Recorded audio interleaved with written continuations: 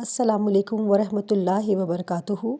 بسم اللہ الرحمن الرحیم۔ الحمدللہ رب العالمین والصلاة والسلام علی خاتم النبیین۔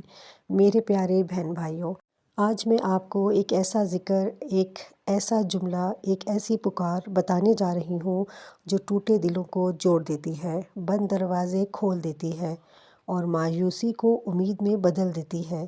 وہ فریاد ہے، یا اللہ مدد۔ اللہ تعالیٰ سورہ بقرہ آیت نمبر 186 میں فرماتا ہے، ترجمہ: میں اپنے بندوں کے بہت قریب ہوں اور پکارنے والے کی پکار کو قبول کرتا ہوں جب وہ مجھے پکارتا ہے۔ یہ آیت خود ایک اعلان ہے۔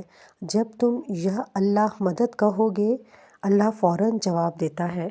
رسول اللہ صلی اللہ علیہ وآلہ وسلم نے حضرت ابن عباس رضی اللہ عنہ کو فرمایا، ترمذی، یعنی جب مانگو اللہ سے مانگو اور جب مدد چاہو اللہ ہی سے مدد چاہو۔ یہ کوئی عام الفاظ نہیں، یہ نبی صلی اللہ علیہ وآلہ وسلم کی وصیت ہے۔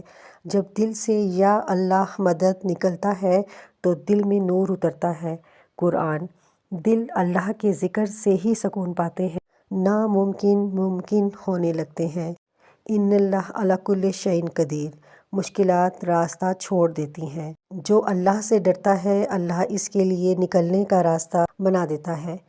مدد غیب سے آتی ہے۔ جو اللہ پر بھروسہ کرے، اللہ کافی ہے اس کے لیے۔ یہ کوئی وظیفہ وقت کا پابند نہیں، یہ دل کی صدا ہے۔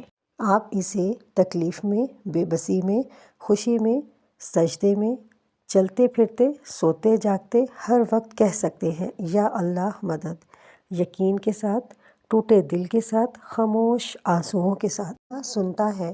جب انسان سب سے امید توڑ دیتا ہے اور صرف اللہ سے امید باندھ لیتا ہے تو وہی لمحہ اس کی زندگی بدل دیتا ہے۔ اللہ ڈیلے کرتا ہے، ڈینائی نہیں کرتا۔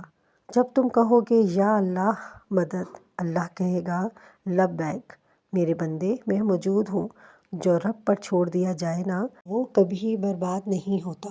میرے بھائیوں اور بہنوں، آج سے ایک عہد کریں، جب بھی دل ٹوٹے، جب بھی حالات بگڑیں، جب بھی راستہ دکھائی نہ دے، صرف ایک جملہ، صرف ایک صدا، یا اللہ مدد، دل سے کہہ دیا کرو۔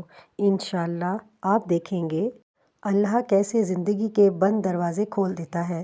جس نے بھی ٹوٹے دل سے یا اللہ مدد کہا، اللہ نے اس کے لیے ایسا راستہ بنایا جو انسان سوچ بھی نہیں سکتا تھا۔ آج آپ بھی یقین سے کہیں، انشاءاللہ ہر مشکل آسان ہو جائے گی۔